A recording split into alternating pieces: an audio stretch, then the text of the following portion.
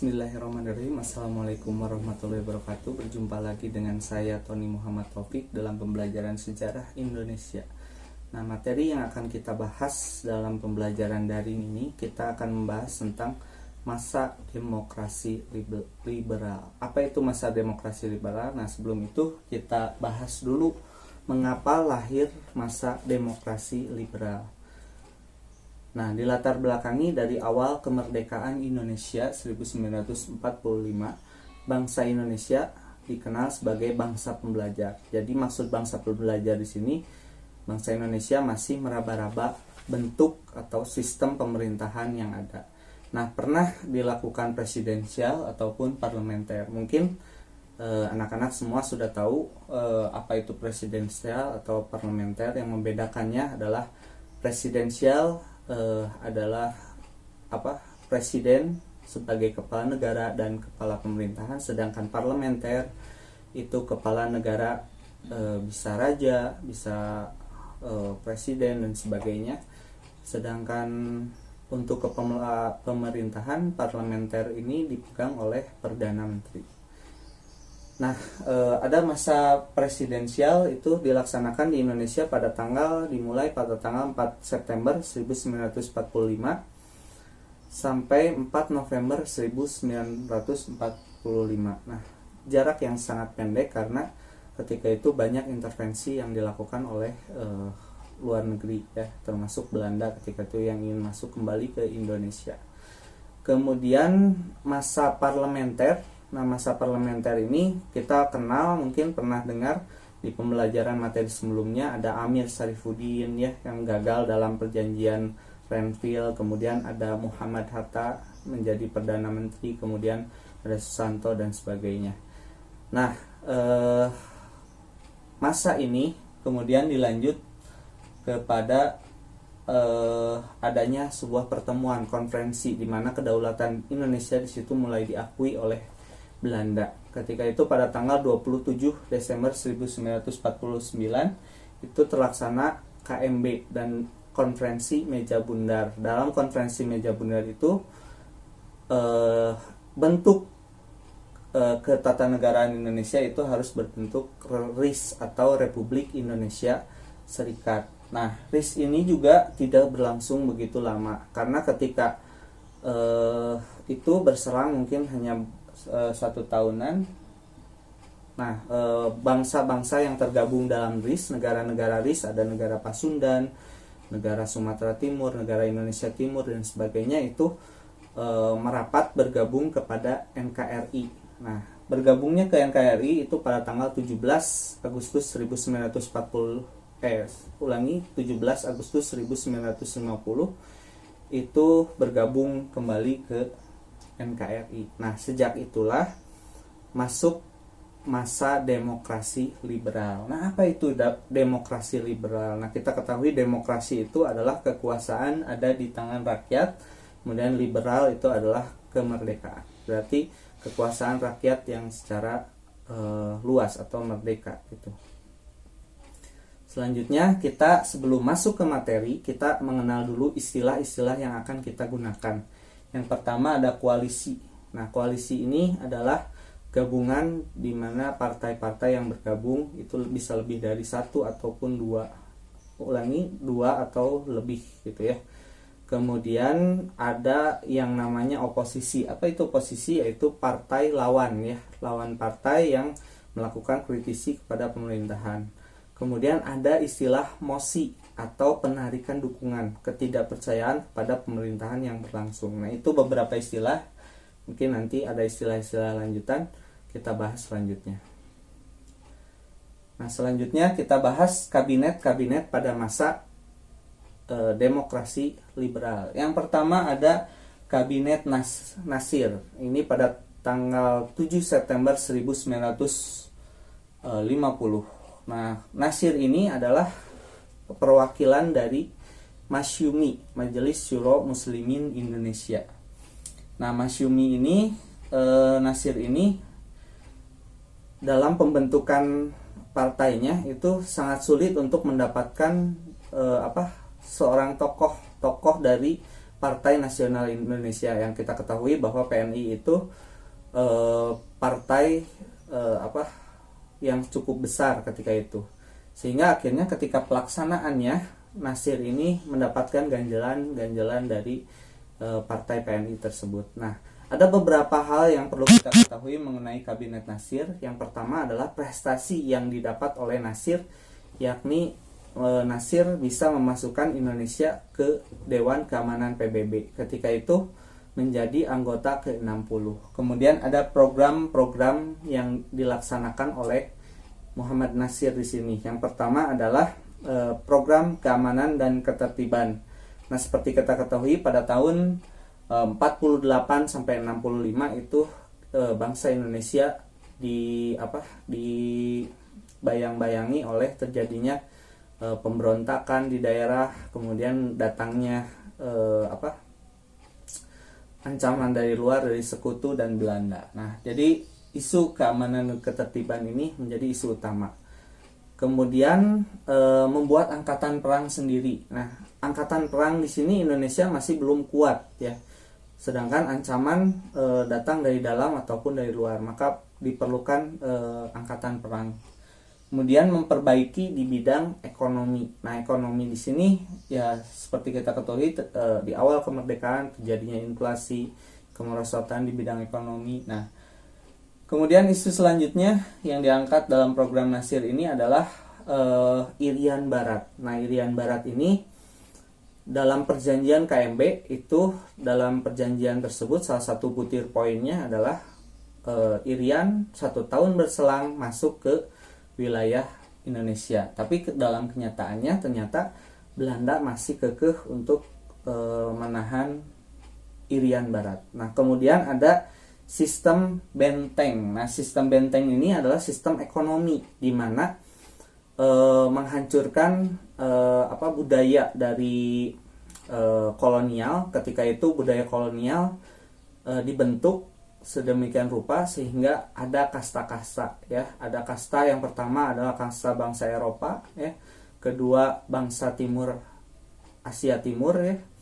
Ada bangsa Cina, India dan sebagainya. Kemudian yang kasta ketiga ada bangsa Indonesia. Nah, gerakan benteng di sini untuk membentengi bangsa Indonesia supaya melindungi hak-hak bangsa Indonesia supaya ekonominya bisa maju. Maksudnya seperti apa?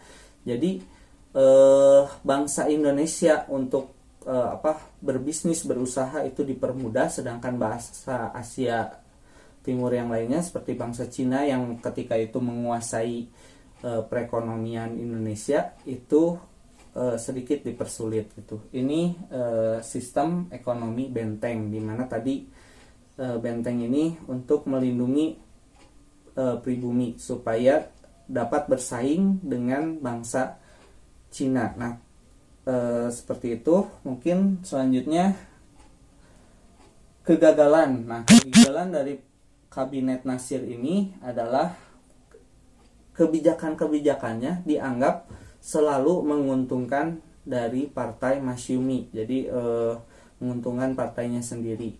Nah, akhirnya muncul mosi tidak percaya dari PNI ketika itu. Nah, akhirnya Nasir di sini muncul mosi tidak percaya.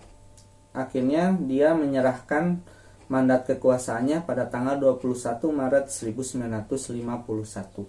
Nah, itu akhir dari Kabinet Nasir. Selanjutnya kita bahas Kabinet Sukiman ya. Sukiman. Nah, bermula dari tanggal 20 Kabinet Sukiman ini dari tanggal 2 April 1926 April 1951. Nah, Sukiman di sini kabinetnya sedikit berbeda dengan tadi Nasir. Nah, berasal dari Partai Masyumi, tapi Sukiman di sini berhasil menggabungkan antara Partai Masyumi dengan Partai PNI. Jadi diambil dari dua sisi, PNI dan Masyumi digabungkan. Jadi lebih koalisinya lebih kuat lagi ya antara dua partai besar yaitu PNI dan Masyumi. Nah, ada beberapa program. Yang pertama masih sama isu yang utama adalah keamanan dan ketertiban, ya, karena tadi masih banyak pemberontakan.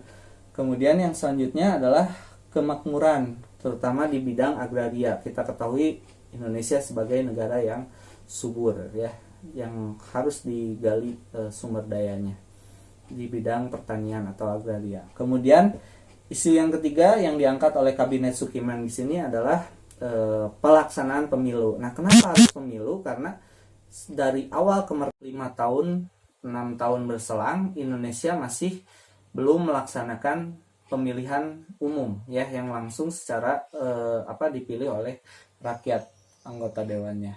Jadi sangat dituntut perlunya adanya pemilu. Nah, kemudian Sukiman di sini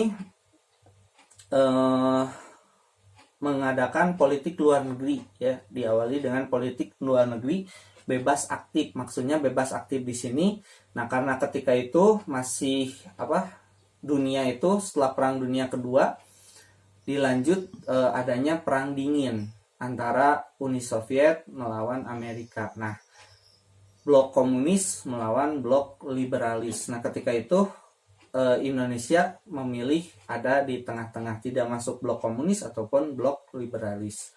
Nah, itu adalah yang dimaksud dengan politik bebas aktif. Kemudian pembebasan Irian Barat. Jadi ada dalam perjanjian KMB, Irian Barat itu harus masuk ke Indonesia yang tadi.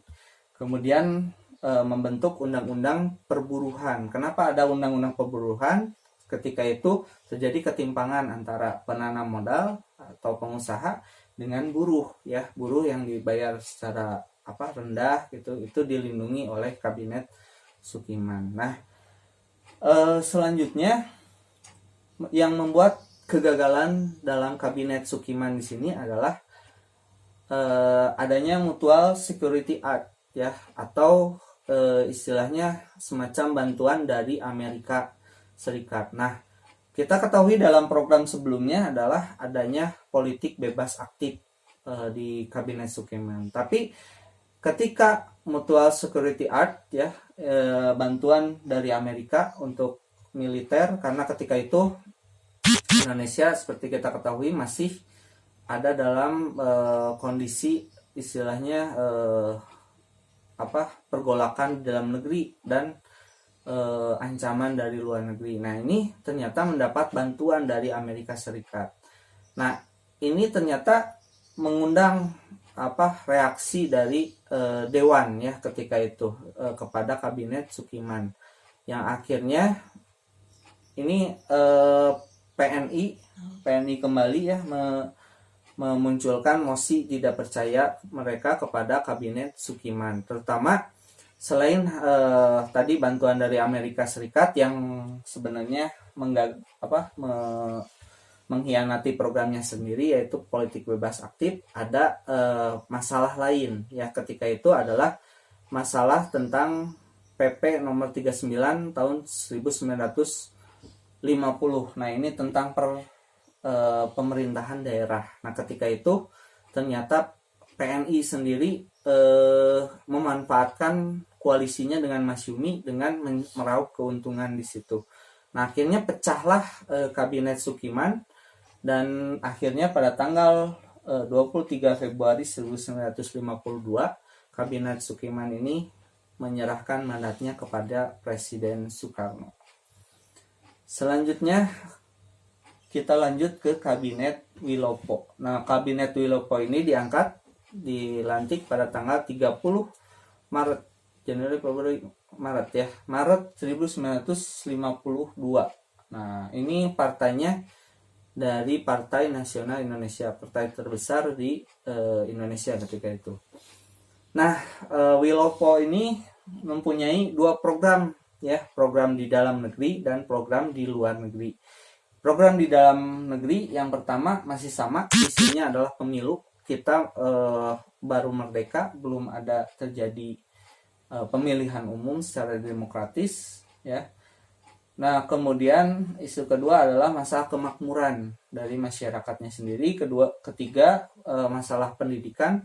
Kemudian ada stabilitas politik, ya. Stabilitas politik di sini banyak terjadi pergolakan baik dari politisi-politisi ataupun dari daerah yang terjadi pergolakan ya. Kemudian politik luar negerinya adalah mengembalikan hubungan Indonesia dengan Belanda. Seperti kita ketahui, dalam perjanjian KMB itu, salah satu butir perjanjiannya adalah Indonesia harus membayar hutang Belanda ketika Belanda ke Indonesia gitu ya.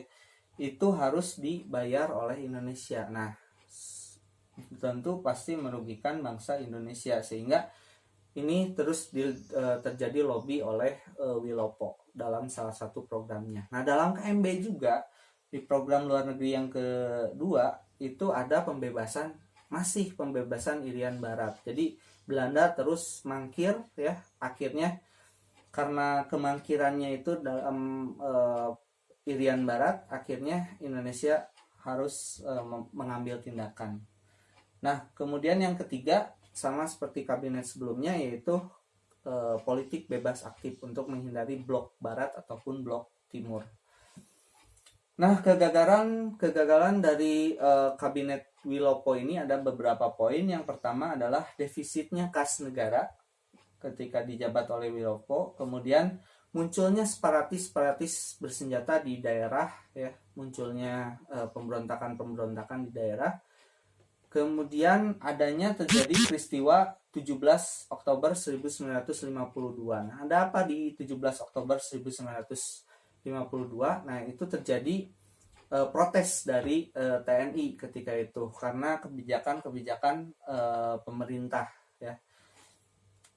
Nah, salah satu yang dilaksanakan pada tanggal 17 Oktober 1952 itu adalah adanya konvoi alutsista ya, atau senjata yang dimiliki oleh tentara TNI ketika itu mengelilingi istana dengan menghadapkan moncongnya. Nah, itu dianggap sebagai sebuah penghinaan kepada Presiden Soekarno ketika itu. Itu peristiwa 17 Oktober 1952.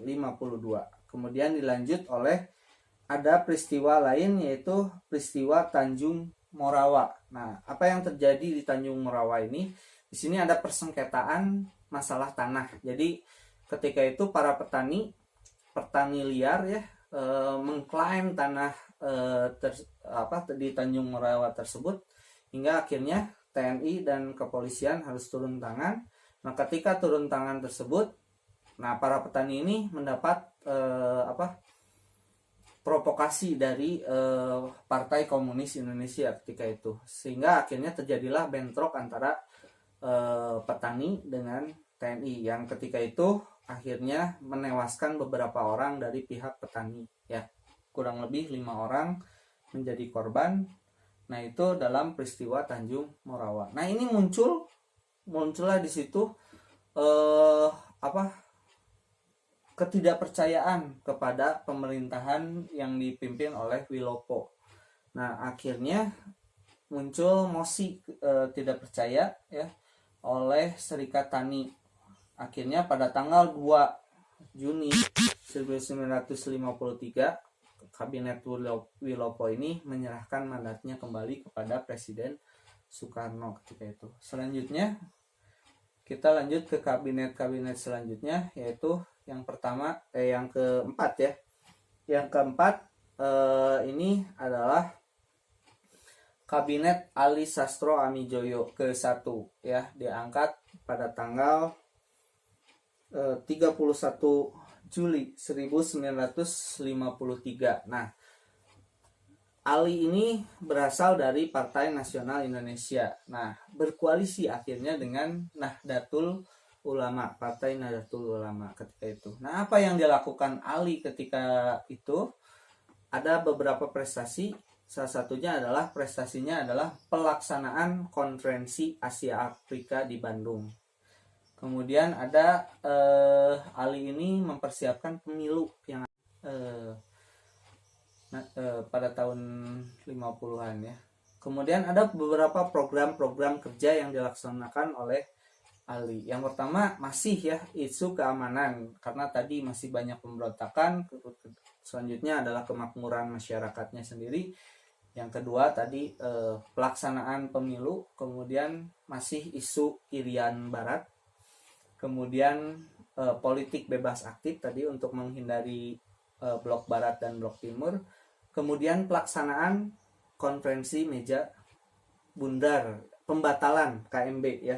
Jadi pembatalan KMB ini tadi dalam perjanjian KMB ini banyak kebijakan-kebijakan atau perjanjian-perjanjian ini yang merugikan bangsa Indonesia. Kemudian ada penyelesaian konflik-konflik politik. Seperti kita ketahui sebelumnya banyak konflik politik antara TNI dengan pemerintah, antara masyarakat dengan pemerintahnya gitu ya. Itu diselesaikan menjadi salah satu program dari Kabinet Ali. Nah, ada kegagalan yang terjadi pada Kabinet Ali. Nah, kegagalannya ini tadi masih berkaitan dengan konflik dari TNI ya. Dari pengajuan pimpinan TNI di sini digagalkan oleh TNI itu sendiri. Nah, maka di sini sudah muncul beberapa konflik intern antara TNI dengan TNI. Jadi muncul nama dari Kabinet Ali di sini untuk menjadi pimpinan TNI. Nah, akhirnya ditolak oleh TNI itu sendiri. Kemudian setelah itu muncul mosi tidak percaya kepada Menteri Pertahanan ketika itu. Ditambah lagi partai koalisi itu Nahdlatul Ulama menarik menteri-menterinya dari Kabinet Ali. Jadi mundur semuanya, dan akhirnya pada tanggal 24 Juli 1955 Kabinet Ali ini menyerahkan mandatnya kembali kepada Presiden Soekarno. Selanjutnya adalah Kabinet Burhanuddin Harahap. Nah, tadi setelah Ali masuk Kabinet Burhanuddin Harahap. Nah, Burhanuddin Harahap ini ditunjuk oleh Wakil Presiden Indonesia yaitu Muhammad Hatta yang ketika itu menjadi pengganti dari Presiden Soekarno, yang ketika itu Soekarno sedang melaksanakan ibadah haji, maka Bung Hatta yang menjalankan mandatnya. Nah, Kabinet Burhanuddin Harahap ini diangkat pada tanggal 11 Agustus 1955. Nah, Burhanuddin berasal dari Partai Masyumi yang tadi Majelis Syura Muslimin Indonesia. Nah, apa yang dilakukan oleh Burhanuddin? Burhanuddin ini berhasil, salah satu prestasinya adalah berhasil mengadakan pemilu pertama ya di Indonesia. Kemudian pembatalan Uni Indonesia Belanda. Nah, seperti kita ketahui dalam perjanjian KMB itu akan dilaksanakan Uni Indonesia Belanda. Nah, itu dibatalkan karena tadi Belanda banyak ingkar janji dalam perjanjian KMB-nya sendiri. Akhirnya Indonesia membatalkan Uni Indonesia Belanda. Kemudian Burhanuddin ini membuat antara kabinetnya dengan TNI Angkatan Darat itu terjadi harmonisasi. Nah, itu salah satu prestasinya. Kita ketahui sebelumnya kabinet-kabinet sebelumnya itu antara Angkatan Darat dengan pemerintahan itu terjadi beberapa gesekan-gesekan. Nah, di kabinet Burhanuddin ini berhasil di TNI dengan pemerintahan gitu. Ada program-program yang ditonjolkan oleh Burhanuddin Harahap. Yang pertama tadi menaikkan kembali wibawa TNI. Yang kita ketahui banyak konflik kemarin di TNI, ada peristiwa Tanjung Merawa juga gitu ya. Jadi TNI wibawanya kurang di mata masyarakat. Kemudian adalah pelaksanaan pemilu. Kemudian desentralisasi ya, program ketiga adalah desentralisasi. Jadi memunculkan otonomi daerah di daerah masing-masing, karena kita ketahui banyak pemberontakan di daerah, sehingga pemberontakan itu rata-rata menuntut untuk adanya otonomi daerah. Jadi diadakan desentralisasi. Kemudian pengatasan penanggulangan dari inflasi. Kemudian isu yang selanjutnya adalah penanganan dari korupsi. Nah, program yang keempat adanya pembebasan Irian Barat ya. Kemudian program yang kelima ini melaksanakan salah satu kerjasama antara negara-negara Asia Afrika. Jadi tindak lanjut dari Ali Sastroamidjojo yang melaksanakan KAA, nah Burhanuddin tinggal melanjutkan dengan program-program kerjasama di antara negara-negara Asia dan Afrika. Nah, kekurangannya dari Burhanuddin Harahap ini adalah kenapa Burhanuddin ini bisa tidak berlanjut? Karena ketika setelah terjadinya pemilu, ternyata partai-partai pemilu ini, yang pemenang-pemenang pemilu ini, ternyata yang terpilih mereka tidak mendukung dari kabinet Burhanuddin Harahap dari program-programnya tersebut. Akhirnya pada tanggal 3 Maret 1956 kabinet Burhanuddin Harahap ini menyerahkan kembali mandatnya ke presiden. Nah, sebelum itu ada beberapa kejadian pada masa kabinet Burhanuddin Harahap ya. Tadi salah satu programnya adalah penanganan masalah angkatan darat. Nah, adanya satu penyelesaian masalah intern dari TNI, akhirnya Abdul Haris Nasution itu diangkat sebagai kepala staf angkatan darat. Abdul Haris Nasution ini mendapatkan banyak dukungan dari perwira-perwira tinggi dari TNI. Nah, kemudiannya selanjutnya adalah ada peristiwa pecahnya duit tunggal. Apa itu duit tunggal? Dui itu dua, tapi tunggal satu. Nah, ini sebutan bagi Soekarno dan Bung Hatta. Nah, ketika itu Bung Karno dan Bung Hatta terjadi perpecahan ya, ditandai dengan Bung Hatta mengundurkan diri sebagai wakil presiden dari Bung Karno ketika itu. Nah, sebenarnya masalah Bung Karno dengan Bung Hatta ini bukan hanya dari sini. Jadi sebelum kemerdekaan sudah banyak perdebatan ya. Setelah kemerdekaan juga demikian ya. Salah satu kejadiannya yaitu setelah kemerdekaan, salah satu contohnya. Jadi ketika itu Bung Karno mengusulkan untuk partai ini tunggal ya, hanya PNI yang menjadi partai resmi di Indonesia.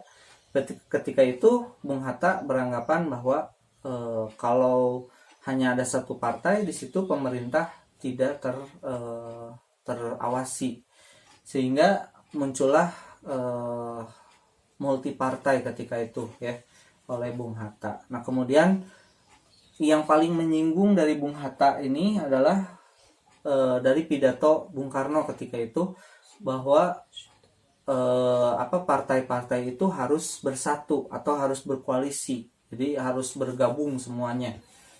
Nah, ketika itu Bung Hatta beranggapan ya tidak seperti tadi ya, anggapan multi partai. Jadi tidak ada pengawas bagi pemerintah untuk menjalankan mandatnya. Jadi tidak ada oposisi mah, seperti itu ya.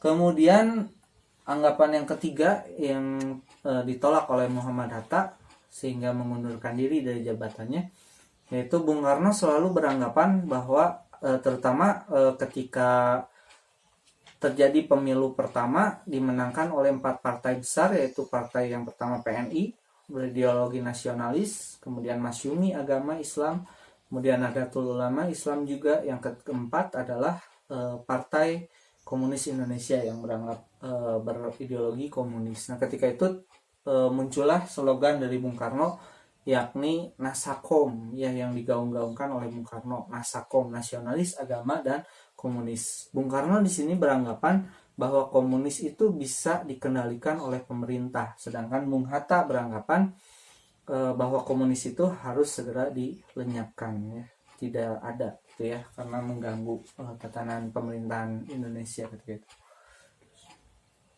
Nah, selanjutnya kita masuk ke kabinet Ali Sastroamidjojo kedua. Jadi Ali Sastro seperti kita ketahui pernah menjabat sebagai Perdana Menteri. Nah, kemudian diberikan mandat kembali oleh Bung Karno sebagai formatur. Nah, akhirnya dia menunjuk dirinya sendiri sebagai perdana menterinya. Nah, berbeda dengan yang pertama. Nah, di sini ada 3 koalisi partai besar ya. Sebelumnya Bung Karno menuntut untuk memasukkan PKI juga di situ. Tapi 3 partai yang lain ini menolak untuk memasukkan PKI. Akhirnya terjadilah koalisi 3 partai besar. Seperti kita ketahui yang tadi sebelumnya Soekarno sangat menginginkan komunis atau PKI itu masuk ke pemerintahan. Nah, sebelumnya selalu ada di oposisi gitu PKI-nya. Nah, ada beberapa prestasi yang dilakukan oleh Kabinet Ali kedua ini. Yang pertama adalah upaya pembebasan Irian Barat. Yang kedua adalah pembatalan perjanjian KMB. Kita ketahui sendiri bahwa KMB itu tadi merugikan bagi bangsa Indonesia. Nah, muncul sebuah program kerja yang bernama Program Kerja Repelita atau Rencana Pembangunan 5 tahun. Jadi Repelita ini sudah lama digagas oleh Kabinet Ali Sastroamidjojo yang masih digunakan sampai saat ini ya. Nah, ada dalam Repelita ini ada 8 program kerja khusus. Yang pertama adalah pembebasan Irian Barat. Tadi isu KAA tadi ya. Pembebasan Irian Barat, kemudian otonomi di daerah. Otonomi di daerah kenapa dituntut? Karena ketika itu daerah terjadi banyak sekali pergolakan atau pemberontakan yang terjadi di daerah. Kemudian menentaskan ketimpangan antara buruh pegawai dengan para pengusaha. Ketika itu pengusaha semakin kaya, sedangkan para buruh ini semakin didesak dan semakin menderita gitu ya. Nah, kemudian kebijakan di bidang ekonomi ada Gunting Safrudin. Nah, Safrudin di sini adalah menjabat sebagai Menteri Keuangan ketika zaman Ali. Nah, kita pernah dengar istilah Safrudin ini. Safrudin ini beliau adalah mantan Presiden PDRI atau Pemerintah Darurat Republik Indonesia. Nah, ada kebijakan yang dilakukan oleh Safrudin ketika itu adalah menggunting nilai mata uang Indonesia karena terjadi inflasi, nilainya semakin rendah. Akhirnya Safrudin menggunting nilainya. Jadi umpama dari 5 perak menjadi 2,5 perak gitu ya, atau rupiah ya. Nah, itu kebijakan Gunting Safrudin untuk mengatasi inflasi. Kemudian di bidang selanjutnya ada bidang ekonomi kolonial diubah menjadi sistem ekonomi kerakyatan. Jadi ada sistem ekonomi kolonial itu masih dikuasai oleh orang-orang kolonial Belanda, itu dinasionalisasikan menjadi sistem ekonomi kerakyatan. Kemudian selanjutnya adalah pembatalan perjanjian KMB yang tadi sangat merugikan Indonesia.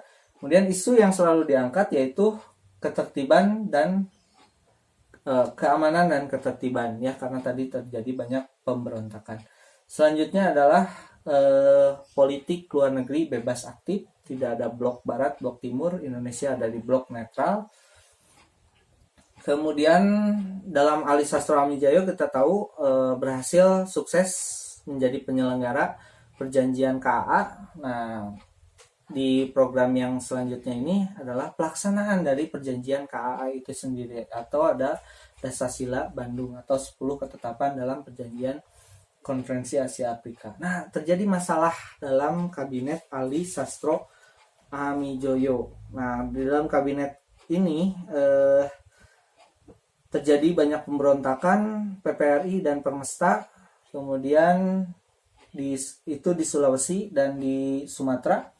Yang terjadi karena pernah kita pelajari karena ada terjadi ketimpangan antara pembangunan di Jawa dengan di Sumatera dan di Sulawesi atau di luar Pulau Jawa. Nah, selanjutnya ada terjadi kerusuhan anti Cina. Kerusuhan anti Cina di sini tadi sebelumnya banyak kebijakan yang mendiskreditkan atau melemahkan dari pengusaha-pengusaha Cina untuk mengangkat bangsa pribumi. Tapi ternyata bangsa Indonesia sendiri menganggap itu sebagai istilahnya munculnya kebencian bagi orang-orang Cina ketika itu. Terjadi banyak kerusuhan, tokoh-tokoh Cina dibakar dan sebagainya. Itu pada masa Ali Sastroamidjojo kedua. Kemudian terjadi ketimpangan ekonomi, ya, ekonomi masyarakat. Kemudian diakhiri dengan penarikan dukungan atau koalisinya jadi oposisi, yaitu Partai Masyumi ketika itu menarik menteri-menterinya, sehingga pada tanggal 14 Maret 1957 Ali Sastroamidjojo ini menyerahkan mandatnya kembali kepada Presiden Soekarno ketika itu.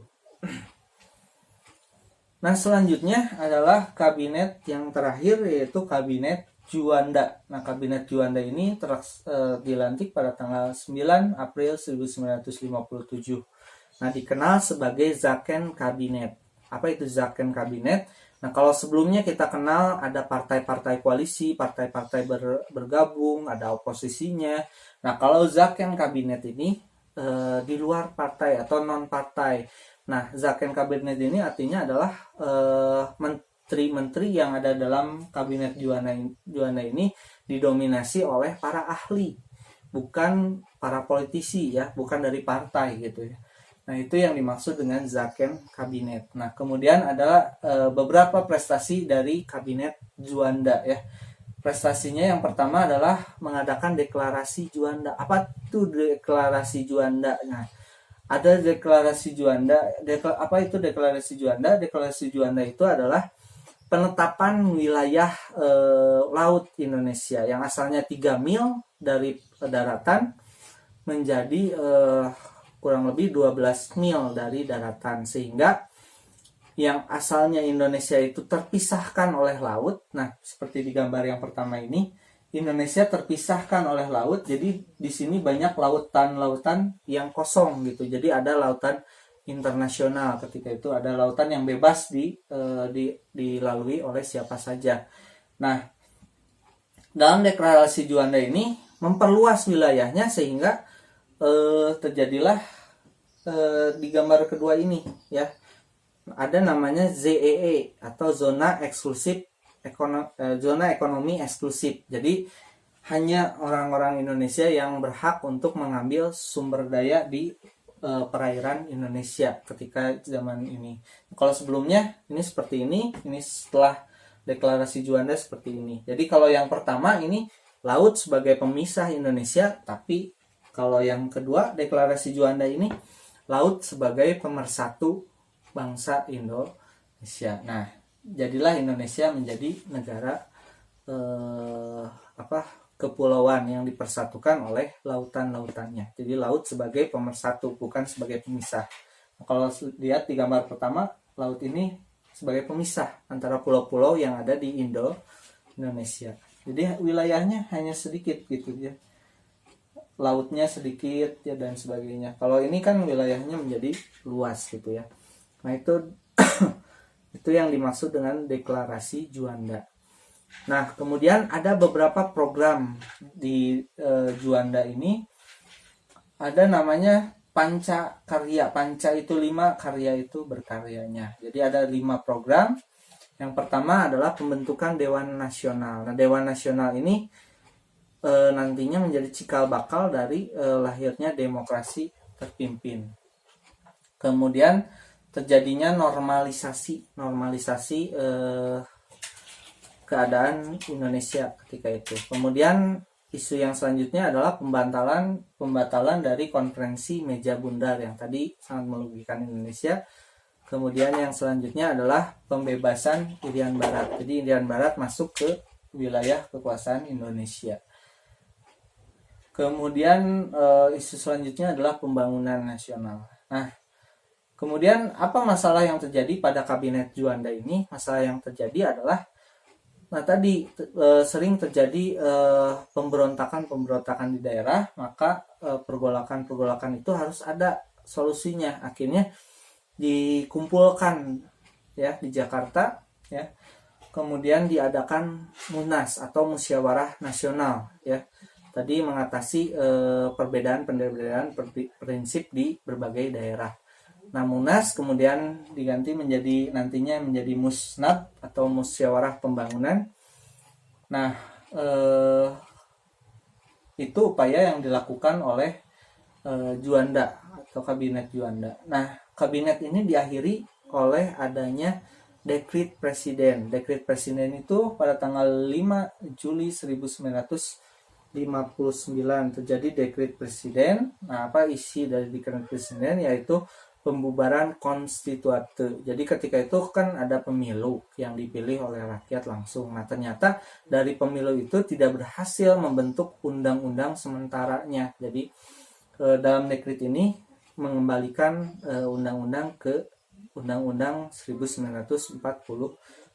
Nah, setelah ini masuk ke masa demokrasi terpimpin ya. Nah, itu mungkin masa demokrasi liberal yang tadi sudah kita bahas. Sampai jumpa mungkin di pertemuan yang selanjutnya. Assalamualaikum warahmatullahi wabarakatuh.